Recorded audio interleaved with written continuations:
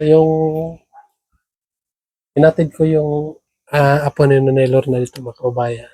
So, akala ko kasi sa hospital nila ginala. So, hindi pala.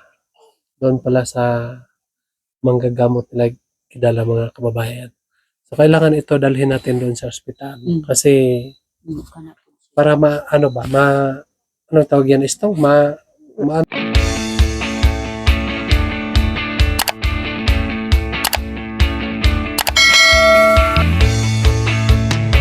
Hello mga kababayan, magandang araw sa inyo lahat. Kumusta na kayo dyan? So ngayong araw mga kababayan ay papunta tayo ngayon doon sa Pamantawan.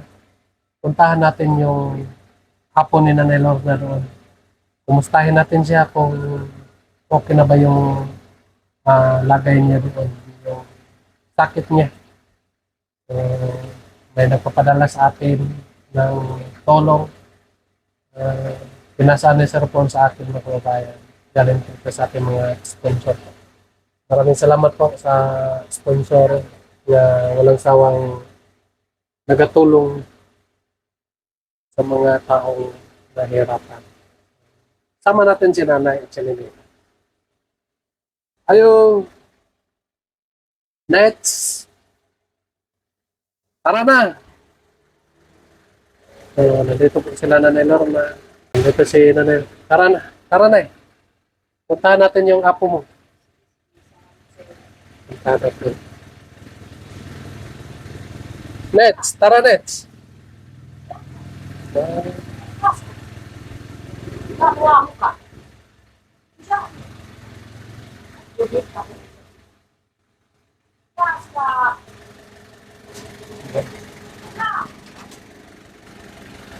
Punta muna kami ng Pamantawan.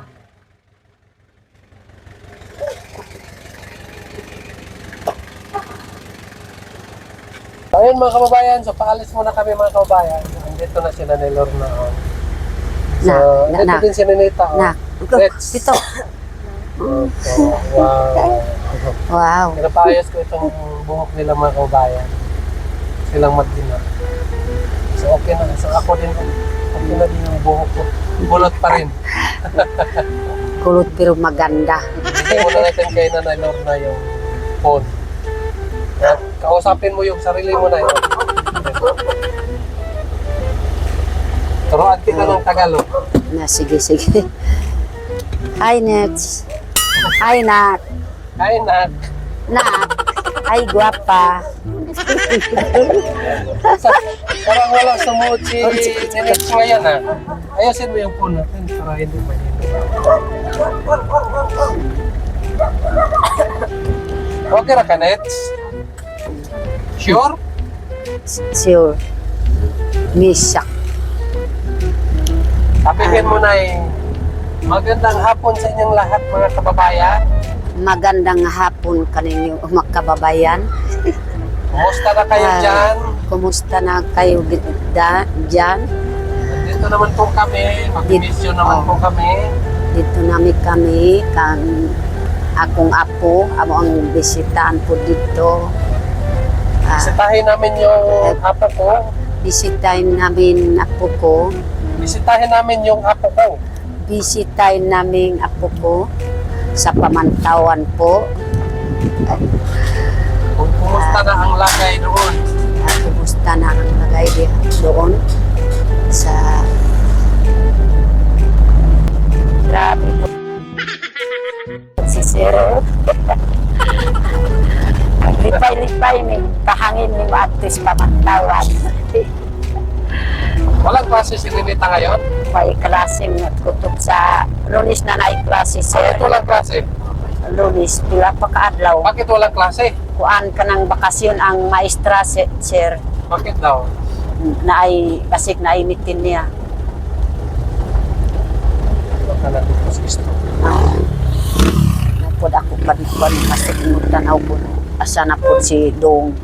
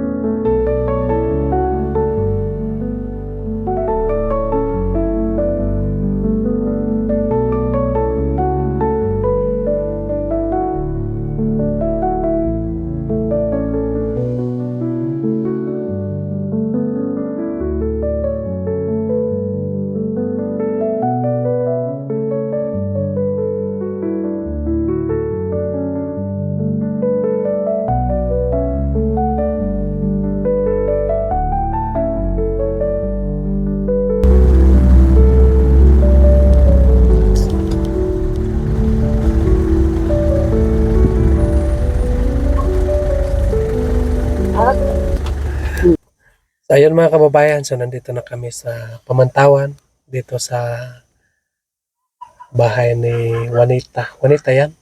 Need. Nida, bahay ni Nida. So, puntahan natin yung bata. Kumustahin natin yung bata, mga kababayan. Siyempre, nandito si Istong sa likod, mga kababayan. Sama niya yung anak niya. Mag-usap muna tayo dito, Nay. Tungkol doon sa apo mo. Oh, salamat po, sir. So, dapat sabihan mo yung anak mo nga bawal tumira yung apo niya doon sa bahay niyo. Oh, ako ang istorya. Sabihan mo. Kasi, alam mo na nga, ang allowance niyo ay kapag marami kayo, kulang lang yung allowance niyo. Mm. Diba? Kasi hindi ka naman marunong magluto ng pwede sana magluto ka ng magpaksiw ka para ang 1 kilong isda magpaksiw ka tapos 3 kainan na yan. Hindi mo yan alam gawain. So, magprito ka sana ng isda. Yung isda nga prito, pwede mo yan ihalo ng mga gulay. Pero hindi mo yan kayang gagawin. So, pag may 1 kilo kang isda, kaisahan lang, di ba? Lalo na pag marami kayo. So, yun ang kasi yun ang problema pag marami kayo. So, yung allowance mo ay hindi talaga kasya ng 1 buwan. Oh, kanagin, sir. So, importante nga sila ay pamilyado naman po sila. Kailangan nga sila talaga yung magpakain ng apo mo. Hindi ikaw wala kang trabaho. Focus ka lang kay Ninita. Sir. Kasi ano ang masabi ng sponsor kapag malaman nga may mga apo ka doon. Diba? So mag-alala din yung sponsor. Baka kukulangan si Ninita. Sige lang ay patuturuan lang kita kay Istong magluto. Paano? Oh. Para sundan mo na lang. Hirap, no? 1 kilong isda, no? Kaisahan lang. Sabaw lang yung alam mo. So, mas maganda yung may alam ka sana para makatipid, no? Oh. Kasi doon sa amin, marami kami doon, pero tinipid din namin yung namin doon. Kasi meron din ako mga pamangkin. So, ganun lang yung gagawin namin. So ngayon, sabihan mo yung anak mo nga hindi pwede nga tumira doon sa bahay yung mga anak niya. Ha? Kasi yun kasi yung sinasabi ni Sir Paul, di ba? Alam mo naman yung sinasabi ni Sir Paul. Tinuod man po, sir. Pamilya man po sila. Pamilyado na sila. Ako ang giistoryan po akong anak. Anak ko adto kasi uma na lang. Yes. Kasi hirap. Dapat makapokus ka lang kay Ninita. Ha? So tara na, puntahan na natin yung anak mo. Ayun mga kababayan, so tara na. Puntahan muna natin yung bata.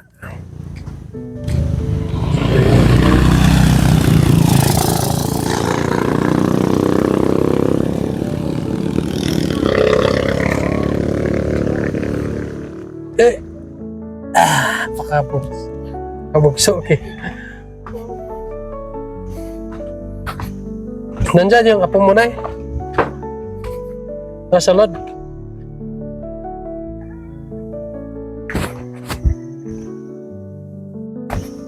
Tara na eh. Una. No, kami ko ang buwan.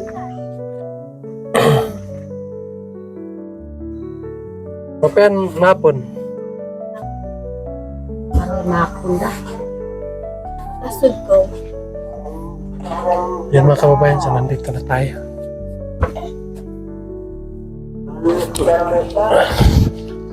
Sa bahay sa anak ni Nanay Lorna. So, siyempre kasama natin si Nanay. Ika mo na mga kababayan.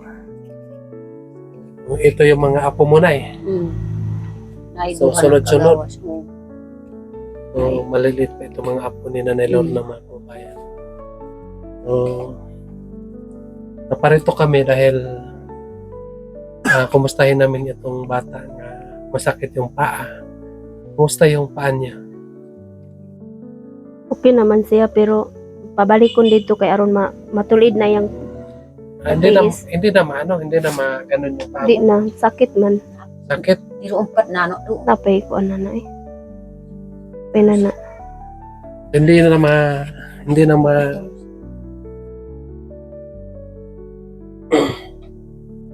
Tanaw. pero nagpunta kayo doon sa doktor. Balay sa galon. Doon kayo nagpunta. Kuan man pud ka. No kaya ka kuan. Ali gorong. Uy. Ay borong ko eh. Bakit hindi kayo sa doktor? Umampot ko kakuan ay wa ko katuod. So, Panabo na katuog ka ba mat panabo. Eh waro ka. Mahadlo ko makuan ko dito masaag. Okay ra untag na ako'y ubanan. May na ako'y mahadlo pud ko masaag kay wa man pud ko'y grado. Di man pud ko kabasa. kaya doon ka na lang nagpunta. Ang problema kasi dyan, pag hindi tayo makapunta sa doktor, hindi na maano yung paa niya. Diba? Masakit na, sakit na daw, Yana. Kurog kakotong. Nagkakatang ka. Masakit. Sige dorohos. Uy ambak uhat ayo. Makati. Kanay pud ko kunji padat bukto si ka para ka kuay kasi paruan at magtambal daw. Hindi sa Dako ko man man. ako lumag. Tulo na. Si. Tato na do si mana ra. Pero wa na gyud naka-eskwela ang bata. Yung binti niya ay maliit na lang. Dila naka duha ka semana dito sa ako awa gyud naka-eskwela sa asyo. Nahantod karon. Sayang bright ang bata.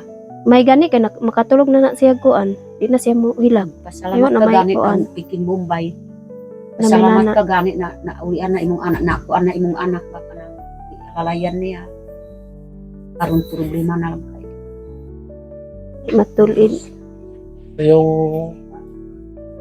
inatid ko yung apo ni Nanay Lorna dito mga kababayan. So, akala ko kasi sa hospital nila ginala. So, hindi pala. Doon pala sa manggagamot nila kidala mga kababayan. So, kailangan ito dalhin natin doon sa hospital. Kasi para ano tawag yan maano yung ano doon. Ulian po So, may bulok na kasi nga ano dyan. Nay gud gigawas Ano, ina ni boss? kadako. Gusto ka ba dong gano'n na lang yung paa mo? Nalit ko. No?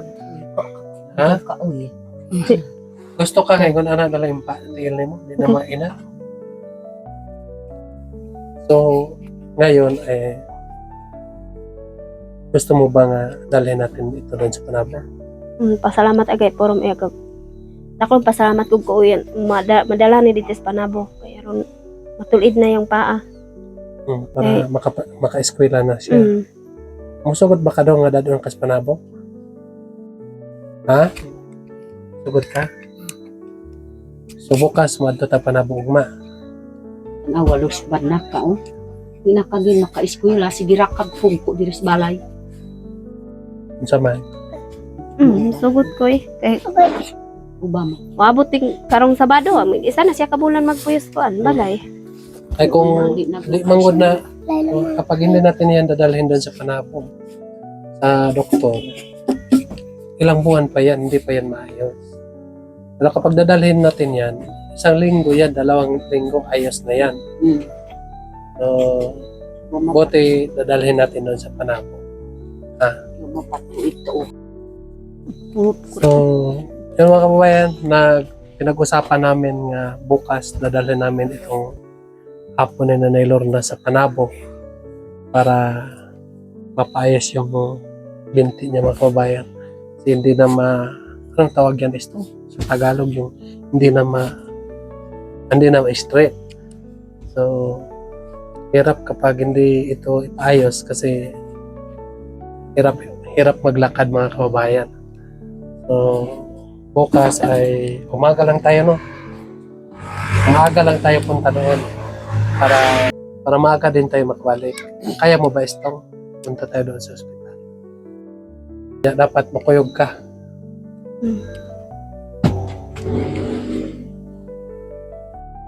Bukas ng maaga, mga alas 7 lang.